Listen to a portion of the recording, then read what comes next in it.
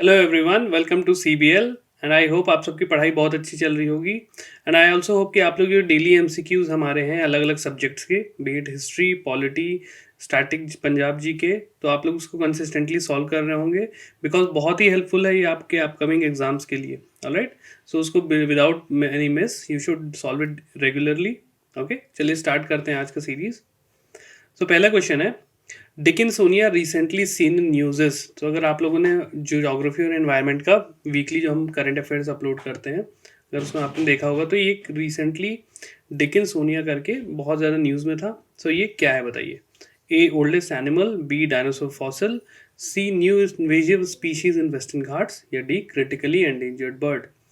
ठीक है, आप लोग मुझे अपने जो भी आंसर है कमेंट सेक्शन में ज़रूर मेंशन करते रहो। Alright, so the correct answer is A, oldest animal है, प्री कैम्ब्रियन एज का ये। और हमने करंट अफेयर्स में इसको मैं कवर भी करवाया हूँ। ये रिसेंटली मिला है एमपी में। इसका जो रिमेन्स हैं, फॉसिल्स हैं, ये एमपी के भीमबेटका केव्स। आप सबको पता है भीमबेटका केव्स बहुत ही इम्पॉर्टेंट पैलियोलिथिक साइट्स है, न्यूलिथिक साइट्स है आपकी एंशियंट हिस्ट्री में। ओके, चलिए सेकंड क्वेश्चन देखते हैं। Mount Merapi, which erupted recently, is the most active volcano of which country? किस कंट्री में माउंट मेरापी सिचुएटेड है, जो कि एक बहुत ही ज़्यादा एक्टिव वोल्केनो है? A Thailand, B Japan, C Indonesia और डी सिंगापुर। मुझे कमेंट सेक्शन में बताएं करेक्ट आंसर क्या होगा। Correct answer is C, Indonesia. तो आप सबको देखो आइडिया होना चाहिए कि जितने भी एक्टिव वोल्केनोज हैं, majority of them are located in the Pacific Ring of Fire। तो आप लोगों ने अगर ज्योग्राफी का हमारा कोर्स देखा है तो उसमें मैंने पैसिफिक रिंग ऑफ फायर्स के बारे में बताया कि क्यों वहाँ पे सबसे ज़्यादा एक्टिव वोल्केनोज हैं। राइट, सो अगर नहीं देखा तो आप लोग जाके कोर्स वो पूरा ज्योग्राफी का ज़रूर देखें। राइट, चलिए सेकंड थर्ड क्वेश्चन देखते हैं। Question number 3 is, the e way bill is implemented under the aegis of which body. बहुत ही ज़्यादा न्यूज़ में रहता है ई वे बिल। ऑलराइट, तो central board of direct taxes, central board of indirect taxes and customs, C enforcement directorate और D the finance commission. किस body के अंदर इसको इम्प्लीमेंट किया जाता है? So the correct answer is central board of indirect taxes and custom. Because जो ई way bill है आप इजिली निकाल सकते थे कि ये जीएसटी से रिलेटेड होता है। ठीक है, GST is an indirect tax. Alright, चलिए जितने भी इनडायरेक्ट टैक्सेस जीएसटी के अंदर सब्ज्यूम हो गए हैं, तो ये आप इजिली इसको सॉल्व कर सकते थे। राइट, चलिए नेक्स्ट क्वेश्चन देखते हैं। Question number 4, in which state India's first advance manufacturing hub AMHUB is to be established. बहुत इंपॉर्टेंट है, मेक इन इंडिया के लिए बहुत ही ज़्यादा इंपॉर्टेंट है ये। ऑलराइट, सो इसका करेक्ट आंसर है, बताएं। ए महाराष्ट्र, बी तमिलनाडु, सी गुजरात और डी कर्नाटका। देखो ये चारों जो स्टेट्स हैं ये मैन्युफैक्चरिंग स्टेट्स हैं, मैन्युफैक्चरिंग हब है इंडिया की। सबसे ज़्यादा मैन्युफैक्चरिंग एक्टिविटी इन्हीं स्टेट्स में होती है। रीज़न बीइंग, महाराष्ट्र आपका कोस्टल स्टेट है, तमिलनाडु, गुजरात एंड कर्नाटका, जितने भी कोस्टल स्टेट होंगे, देखना ध्यान से, आप याद रखिएगा, majority of them would be A manufacturing hub. Right, जैसे आपका आंध्र वगैरह भी, क्योंकि इंपोर्ट और एक्सपोर्ट करने में चीज़ों में आसानी होती है। चलिए देखते हैं करेक्ट आंसर क्या है। Correct answer is B, Tamil Nadu. Alright, पहला एडवांस मैन्युफैक्चरिंग हब तमिलनाडु में आ रहा है, तो ये ध्यान रखिएगा। Next, move on to question number 5. So question number 5 is, Africa's tallest mountain, Mount Kilimanjaro, is located in which of the following countries? Right, African continent के किस कंट्री में माउंट किलिमंजारो, जो कि अफ्रीका का टॉलेस्ट माउंटेन है, situated है? A South Africa, B Tanzania, C Zimbabwe और D Nigeria. बताएं। चलिए करेक्ट आंसर देखते हैं। Correct answer is B, Tanzania में लोकेटेड है। राइट, तो आपके लिए मैं एक क्वेश्चन दे रहा हूं कि अफ्रीका के किस किस कंट्री से इक्वेटर पास होता है, ये आप ज़रूर ध्यान में रखें। इसके आप लिस्ट बना लें। ठीक है, अब मुझे कमेंट सेक्शन में बताएं कि किस कंट्री से, अफ्रीका की किस किस कंट्री से इक्वेटर पास होता है।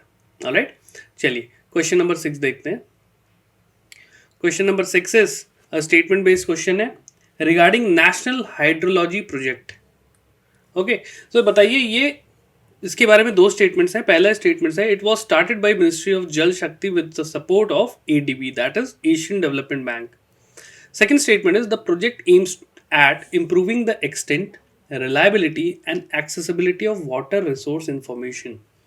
So आपको बताना है इनमें से कौन सा करेक्ट स्टेटमेंट्स हैं. ठीक है, ट्राई करिए, आराम से पढ़िए इसको and then try to answer. So the correct answer is B, 2 only. ये एडीबी ने नहीं सपोर्ट किया है, इसको वर्ल्ड बैंक ने सपोर्ट किया है. Alright, it is supported by world bank. Alright, चलिए अब वाटर रिसोर्स इंफॉर्मेशन की एक्सेसिबिलिटी रिलेटेड ये प्रोजेक्ट है इम्प्रूव करने के लिए. ऑलराइट, चलिए नेक्स्ट क्वेश्चन देखते हैं. और ये ध्यान रखिएगा मिनिस्ट्री ऑफ जल शक्ति ने इसको स्टार्ट किया. चलिए next question is question number 7. Gender social norm index is released by. हर साल देखो ये इंडेक्सेस या रिपोर्ट्स आपसे क्वेश्चन एग्जाम में पूछा जाता है.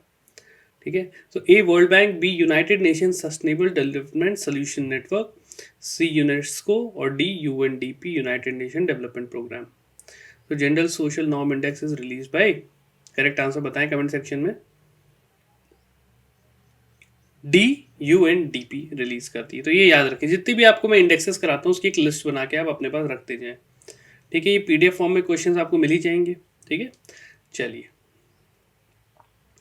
क्वेश्चन नंबर 8 देखते हैं. Paracel and Spratly island often seen in news are located in. यहाँ पे आप इसको करेक्ट कर ले, स्प्रैटली आइलैंड है, TLY, राइट. बहुत ज़्यादा न्यूज़ में था, पिछले 2-3 सालों से लगातार न्यूज़ में चल रही है आइलैंड्स. तो ये बताइए कहाँ पे है. A East China Sea, B South China Sea, C Mediterranean Sea और डी कैस्पियन सी. बहुत ही easy question. So the correct answer is B, South China Sea. Alright, ये डिस्प्यूटेड आइलैंड्स हैं. चाइना अपना क्लेम करता है, बोलता है कि हमारे अंदर आते हैं, हमारा पार्ट है, और बाकी वियतनाम और ये बोलते हैं कि हमारा पार्ट है. ठीक है, चलिए इसी से रिलेटेड एक क्वेश्चन मैं आपसे पूछना चाहूँगा. 9 डैश लाइन ये कहाँ लोकेटेड है? मुझे कमेंट सेक्शन में आप लोग बताएं. 9 डैश लाइन. चलिए क्वेश्चन नंबर 9 देखते हैं. क्वेश्चन नंबर 9 है, which of the following is also called as mini Kaziranga. बहुत ही इंपॉर्टेंट क्वेश्चन, न्यूज में लगातार बना हुआ है असम फ्लड की वजह से.